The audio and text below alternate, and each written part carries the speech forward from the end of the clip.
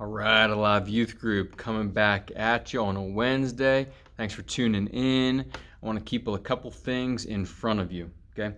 Number one, some things are starting to change in Pennsylvania. I do not know the details, but from what I've heard, things are starting to stir and change a little bit. So what that means for our future, not totally sure, but in the next week or so, I'm going to be working on some options. We'll settle on a plan and then let you know what that's going to look like, okay?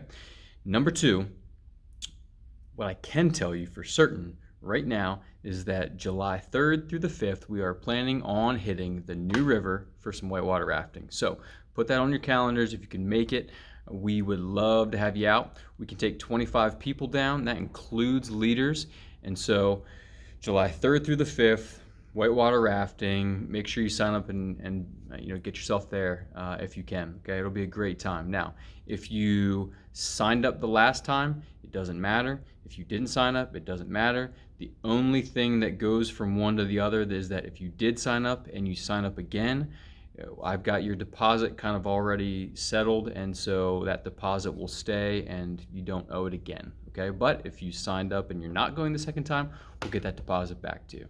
Okay, all right, we're gonna get after this book study. I've been wanting to hit this for a couple of weeks now, and because I've got about 8.5 minutes, we are going to look at the tiny little book of 2nd John. All right, so we're going to start with the author, then look at the audience quickly, and then we're going to actually just get into the meat of the book. There's not a lot. We've got 13 verses, and we're going to touch on some of the key ones throughout. Okay, but you could pause. Actually, let me pause this for you, and then you can go read it yourself. I was just really still. I don't know what I'm doing. Okay, let's get into 2nd John.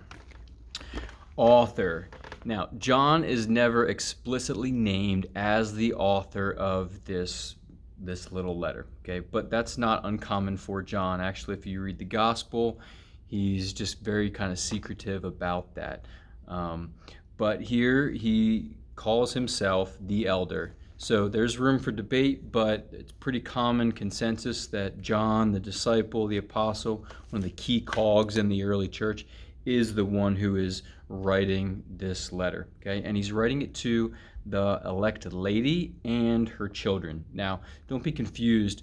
That's not literal language, in my opinion, like he's writing a letter to a lady and her, 6 kids running around the house or something like that. What I believe that is he's referring to the church, the elect lady, and the children, the people in the church. And so we've got John, who's an elder, which is a position in the church that is an oversight kind of position, a shepherding type role. And John is an elder, or the elder, one of, who is overseeing the kind of the life and faith of the people in this church. And so he's speaking with authority. He has a platform and a position to do that from. And he does 3 things that we're going to touch on here throughout this book.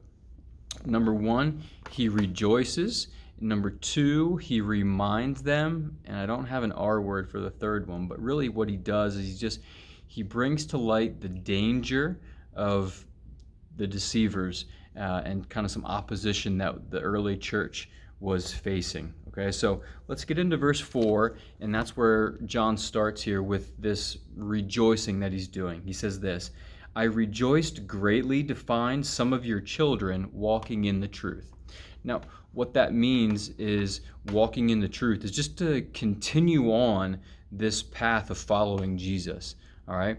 And Jesus is truth, and to find or to know of the believers in these churches that are following him are continuing to live a life that's in pursuit of Jesus. It just brings John a great joy, and I can relate to that myself. Just to give you an example, it would be like students that have come through the Alive student ministry in my tenure here.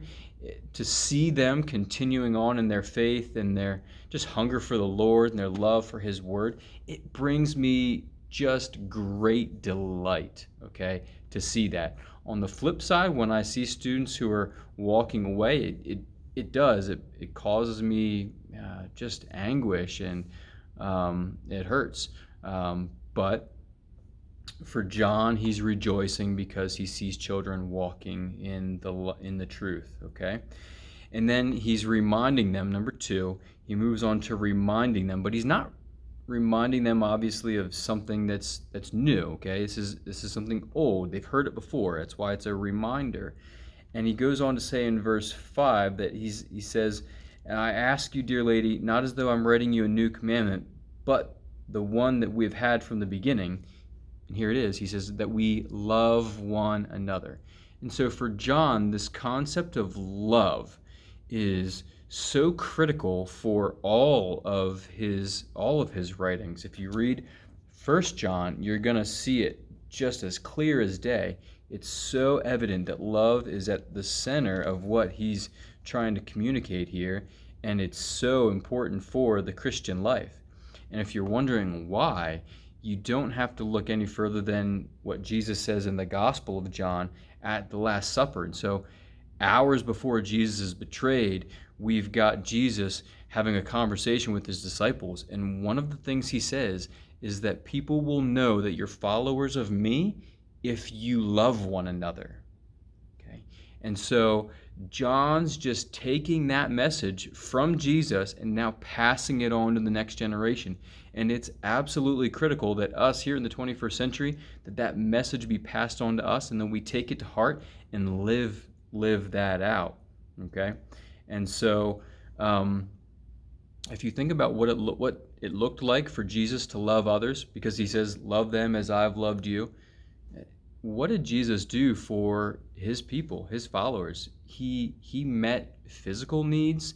He spoke truth to them lovingly and graciously. But even though it might not have been what they wanted to hear, he spoke it to them, and he just came to dwell among them. He gave his life for them.